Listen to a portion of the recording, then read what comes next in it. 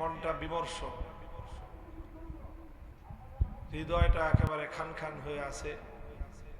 আজকে বাংলাদেশে যেই ঘটনাটা ঘটলো রাজধানী ঢাকায়, সোয়া 2টার দিকে আপনারা সকলেই ইতিমধ্যে জেনেছেন, শরীফ ওসমান হাদি একজন তরুণ, একজন যুবক, দেশকে ভালোবাসে এবং সে একজন নামাজি, দিন এবং ইসলামের মৌলিক বিধানগুলির প্রতি গভীর শ্রদ্ধা, ভালোবাসা, ব্যক্তিগত জীবনে আমলও আছে এই পরিমাণ, আলেম ওলামাদের প্রতি অগাধ ভক্তি এবং আন্তরিকতা এবং ভালোবাসা। এই হলো তার মোট অপরাধ, যা যা অপরাধ তার থাকতে পারে। দেশকে ভালোবাসা তার প্রথম অপরাধ, ইসলামের প্রতি তার মমতা দ্বিতীয় অপরাধ, আর আলেম ওলামাদের প্রতি সম্মান এবং ভক্তি, তাদের প্রতি একটা আনুগত্য, এটা হলো তার 3 নম্বর অপরাধ।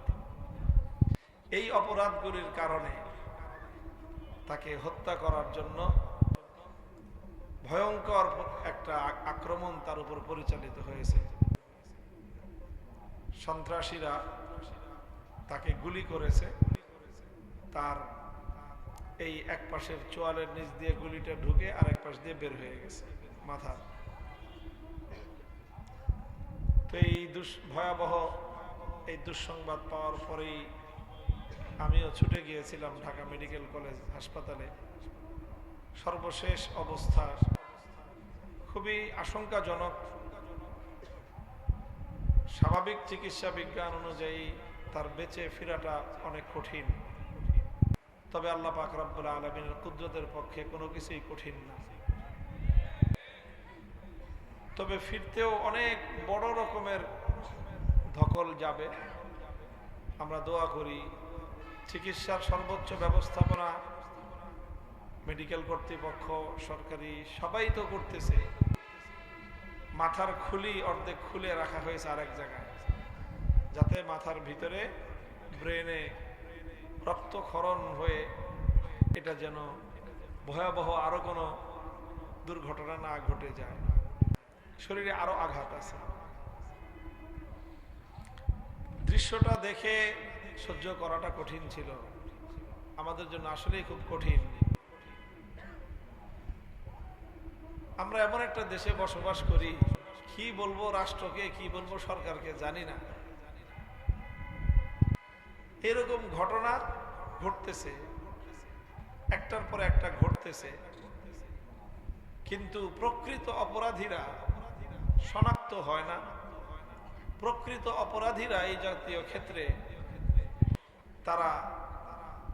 তাদের মুখোশ উন্মোচিত হয় না। এখানে 2 ধরনের অপরাধী থাকে। কয় ধরনের? এই জাতীয় ঘটনা অহরহ ঘটে। 2 ধরনের অপরাধী থাকে।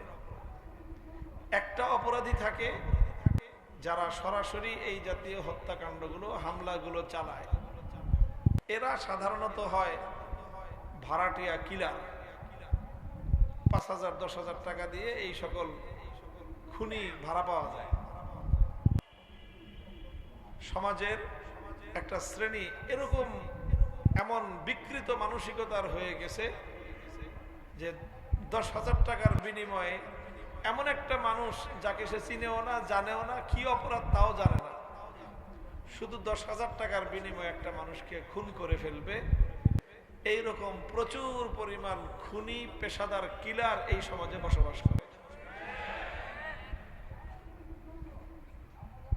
এখন আমরা হয়তো রাগে ক্ষোভে কিলারদেরকে দোষ দেই। এই কিলার কারা? 18 বছর, 20 বছর, 22 বছর বয়স, কারো হয়তো একটু বেশি কম। এর জন্য কি এই সমাজের কোনো দায় নাই? বলবেন কার দায়? আমি বলবো শতভাগ দায় হলো রাষ্ট্রের দায়।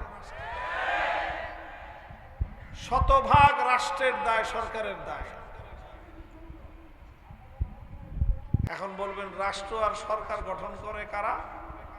সেখানে কিছুটা ভূমিকা আছে জনগণের। জনগণ যাদেরকে মনে করে যে হ্যাঁ এরা রাষ্ট্র চালানোর উপযুক্ত, তাদেরকে দায়িত্ব দেয়। আর যারা রাষ্ট্রের ক্ষমতা পায় তারা ক্ষমতায় গিয়ে এই সমস্ত কাজ করে। তারা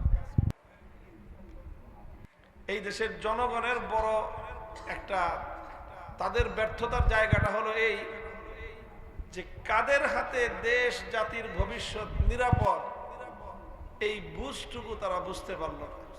আর আমাদের ব্যর্থতার জায়গা আছে, আমরা বুঝাইতে পারলাম,